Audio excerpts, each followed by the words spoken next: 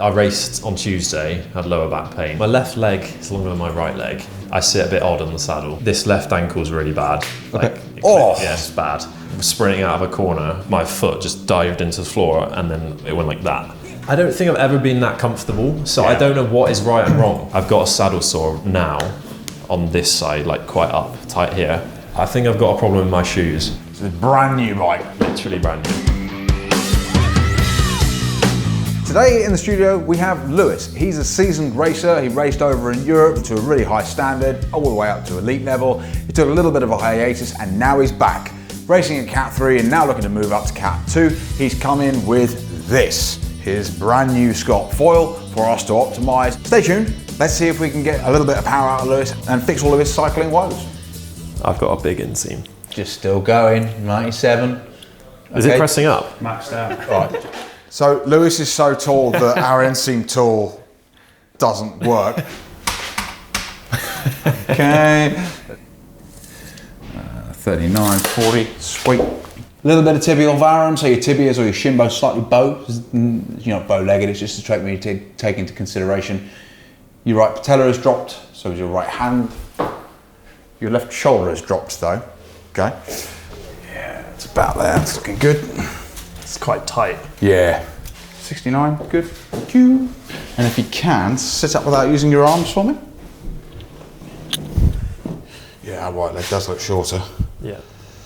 Okay, 14.6. Holy setback, Batman. It's actually quite nice working on a bike this big because I don't have to bend over as much. Oh yeah, it's all higher. 12 and a half. Right, I'm ready for the laugh. 80 centimetres. It's literally, your reach is longer than my saddle height. Yeah, that's mad. Is this the cockpit the bike came with? The cockpit is, but the length of stem was 120, but that's a 130. Okay, fine. But I've actually ordered a 140 just in case. So the first question is, how would you describe the weight on your hands? High, medium or low? Medium? Okay, so if you took your hands off the handlebars right now? That's not a good idea. Don't do that then. Yeah. Are you clawing with your toes or gripping with your feet inside the shoes? Am I? Yeah. My left foot's quite normal. It just feels like I'm not really doing much with it. Yeah. My right foot, I'm feeling like I need to stabilise quite a lot. Okay. Like my left foot and knee feel like they track quite well. My right foot feels like it's coming in like this. And then my knee is kind of like coming in like this. Yeah. Which means that I need to I'm going like this with my foot a bit more. Okay. Yeah. Which muscles can you feel working in your legs? I don't expect you to know the I Latin. can feel a bit of here, like hamstring on this left leg here. Yeah. Do you feel like one leg works harder than the other? My right leg feels more powerful. Yes. My left leg feels like more of a complete pedal stroke, like down, up, through the pedal, down, up, through the pedal, around. Okay, all right. Feels like the inside of my legs here Yeah. are touching the saddle, like Yeah, the wings As of it, it- at the yeah. widest point. yeah, Do you feel as though you engage with one side of the saddle more than the other? yeah, the right. Would you describe the saddle as comfortable? No, Of the three contact points, the hands, Yeah. the feet and the saddle, which are you the most aware of? Which can you feel the this most? hand, That hand. this hand. Yeah, like there's so much pressure on that more than anything else. It's really odd. Cool. All right, jump off for me. Come grab a seat. Show you some stuff. Don't know if any of that aligns with what you actually saw. Absolutely. Does it? Yeah. Yeah. It also aligns with your pain. Yeah. So we've got less plantar flexion on this right foot than we do in the left. Okay. So we can sort of hypothesize that the left leg is extending more than the right is, which sort of begs the question why. It's because you sit off to the right hand side. Pretty clear as day. Yeah. So we've got these two dots either side of your pelvis, so your base of your iliac crest, so either side of your sacroiliac joint. You can see that this left dot gets consistently close to the line than the right dot does. Yeah. And what this will usually result in is an asymmetric interaction with the saddle. Yeah. Oh God. Jeez, man. So Yeah, that's explaining everything I'm saying. yeah, totally, right? Yeah. So we are literally not interacting with that that rear quadrant of the at all. rear portion of the saddle. And that's probably for a couple of reasons. I suspect the saddle is too far back, Yeah. just on the grounds that you're very tall, you have very long legs as a result, short torso. Yeah. which typically means that we need to get your saddle further forward as a means of getting your weight distribution between the two wheels. To be honest with you though, the rest of it, like the reach and all of that kind of stuff, all looks pretty good to be honest. Yeah. Like you've got obviously a short torso, but you've got long arms. Yeah. So I think the reach the... you can tolerate. There's nothing inherently wrong with that. I actually do wonder whether that 140 might be fine. Yeah, that's what I think. Yeah. I sort of feel like we keep the reach the same, but run everything forward over the bracket, which means that we open up your hips, we potentially result in a more rearward interaction with the saddle. Yeah. I'm not convinced on the saddle, I'm sorry to say, but we have a lot of problems associated with this brand of saddle. And we've been very vocal about it over the years, and I have been led to believe from actually a viewer that Specialized has now changed the power. Oh, really? Okay. I'm not going to say it's because of us. So yeah, I mean, at the moment we've got 1400 microbars of pressure going through the nose of the saddle. This is a dysfunctional saddle interaction, and we can kind of back that up with what we were seeing in the video analysis in that we can see, like, you know, we've got this much saddle sticking out the back of it. And I suspect a lot of it is being driven by A, the width, and B, the setback. Okay? Yeah. You know what you were talking about, your knee tracking earlier? Yeah. Pedal Riney consistently comes inside of that line. Yeah. What we're taught to do in Bikefit 101 is stick a wedge in there to straighten that knee, or put loads of arch support into the shoes to straighten that knee. Yeah. But what's essentially happening is you're doing this. Yeah. So and that's why your right heel kicks out. Okay. Because when you sit off to one side, you don't just do it straight, you inevitably rotate. But what happens with the heel? Yeah, true. So all of these things, these are all postural interactions with the bike that we just had to figure out. Yeah. But this is all consistent with how you sit off to the right hand side. You can see that there's more meat on this side here than there is here. Yeah, my right quad's always been bigger than my left quad. You're right-handed, you're right-footed. Okay. That's perfectly understandable. Yeah. And normal. But didn't we say your right leg is shorter though as well? I think so. So that's what I think. I mean, so that there's an element of that could be driving this as well. Yeah. I do wonder whether an inline post might work better. Yeah. But I'm going to get onto that in a little bit. Okay. Do you have any questions? No, makes sense. Ball of your foot, is that what I got there? Yep. Feels about right. Cool.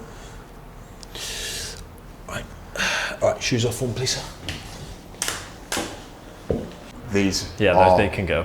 These are dead. It's worth noting for the viewers at home that toe scrub like this is indicative of clawing with the toes. So this is usually carried out as a means of trying to regain control of the foot. Why would we need to regain control of the foot? Because the saddle's too high, the crank length's too long, the cleat location's too far forward, the shoes are ill-fitting. No, not the case with you, these are fine. There's lots of reasons why your feet might be destabilized, but this is a red flag. So if you've got this going on with your shoes, come book a shoe fit with us. No, just kidding. Go and have your position looked at. It's not necessarily just down to shoe fit. Could be bike fit related as well. The main problem with these is not because they're Specialized or because they're necessarily the wrong ones, is that they're old. Okay. Specialized footbeds, in fact most off the peg footbeds are done after 12 months. Okay. So generally speaking, you need to refresh your arch support every 12 months. Compress and then you've got less arch support. Yeah, exactly. Yeah. What are your opinions on like the red and blue cleats, like float and stuff? Like, would that help me at all, or? I think you need some. Okay. Float. Yeah. Red cleats, generally we've come to find are usually fitted to try and dial out any kind of notions of instability, and that's driven usually by ill shoe fit, insufficient arch support, insufficient wedging, like insufficient like kind of foot correction or foot activation in place. So all you're doing is kind of blocking out the symptom rather than treating the root cause.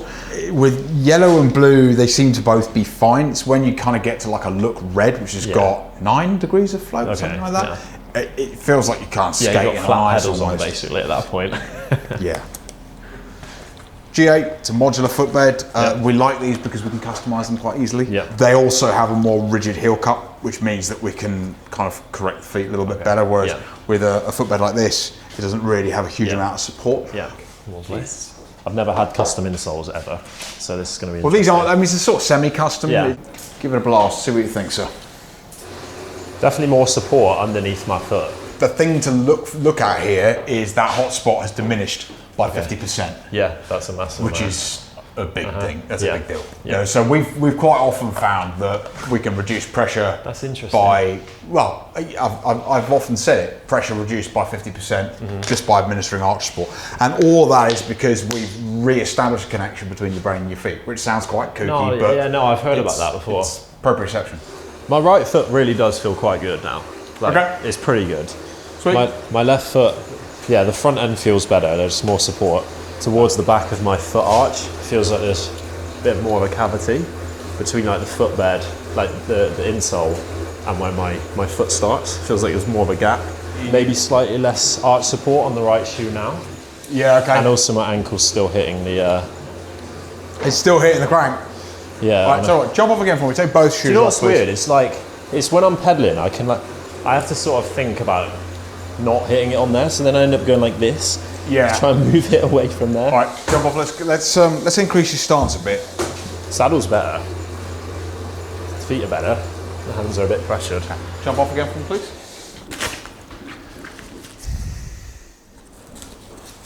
What reach, like what stem length is this simulating? Or is it not like that? 150 mil. Is it?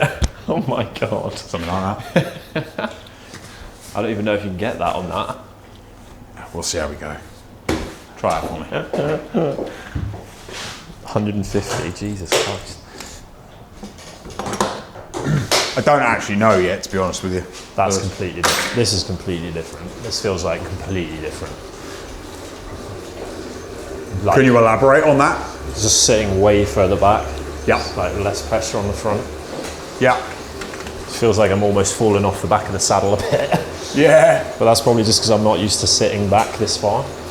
It's not quite as acute a flare angle, which is the way in which it kind of gets No, wider. I meant it's similar to the one I used to have on my bike like years ago. Okay. Feels like it's just sat on the bone. It feels, But only on the right. yeah, only on the right. Just so it feels like right here, like right in there. Jump It's off just- again for me. Let's go back to the power. That feeling isn't there, but I can feel the issue we had before where my leg was just scraping the inside of the Fine. saddle. So, okay, all right, cool. In that case, jump off again for me. This just gives us a bit of a steer as to which saddle we need to try next. No good, that one. That's probably the worst one so far. I can't lie. Right, okay. Why? Because of that point on the right-hand side. The point on the right hand side, but also like I feel like I'm just going back down this way. Just like, All right. hey Brooke. Is that a Burke saddle? Burt Lupini, yeah. It's not too bad. I'd give it like a 7 in terms of comfort in general. Which has been the best one so far? This one. Like the power saddle is good, apart from the fact it's too wide. Yeah. Like it's the most comfortable, Might be worth you but trying just the width is the problem. Might be worth you trying a narrow one. Yeah. They do make one. What, a narrower power saddle? Yeah, they make a 130. It's just very okay. difficult. It's just very hard to come by, Oh really? especially in this country. This was basically one of the winners of our 3D printing saddle test. Yeah. So Roman Evo mirror. This is way, yeah, like,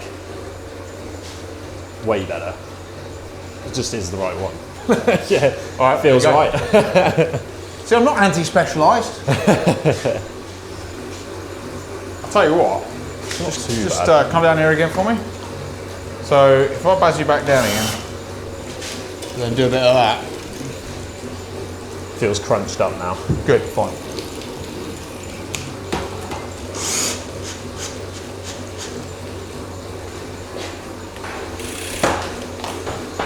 Yeah, that's better. Good. Right, moment of truth. Jump off. Come on, jump on this.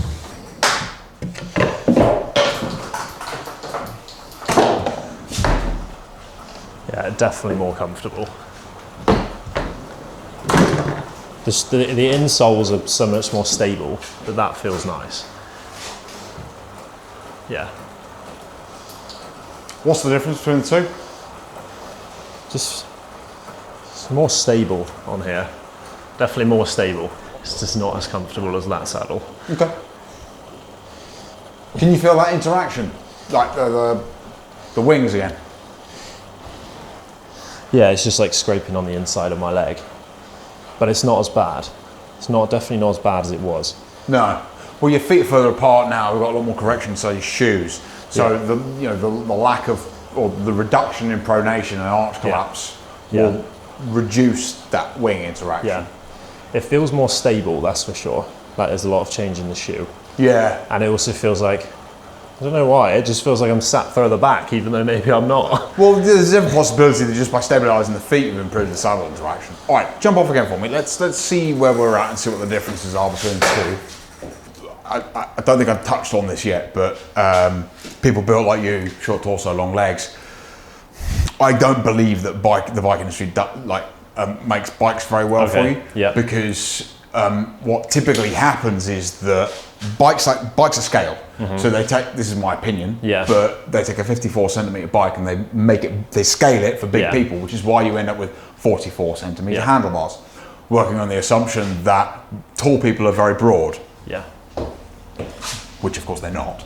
Yes. Yeah, not really. But in the same breath, when you're talking a bigger bike, it's got a slacker seat angle as well. So the angle of this tube, which this doesn't really have a seat tube angle, but the effective seat tube angle of this bike will be slacker than a 54 centimeter, meaning that the saddle is further behind the bottom bracket. Yeah. Again, working on the assumption that tall people have longer torsos, which they don't. Yes. I almost always find the need on a big bike to put an inline post in it to get the weight distribution between the two wheels. Yeah, okay.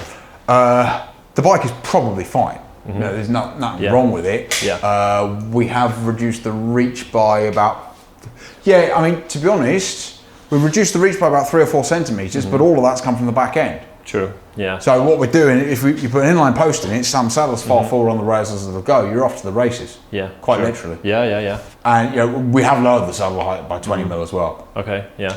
A lot of that, frankly, is to do with the fact that as we've lowered the saddle height, we've promoted a more rearward interaction with the saddle. Yeah. So in terms of your leg extension, none of that's changed. Yeah. What's happened is that your interaction with the saddle has changed. So your leg extension is the same, essentially. But it goes to show that 20 mil difference, there's no change in leg extension. Yeah.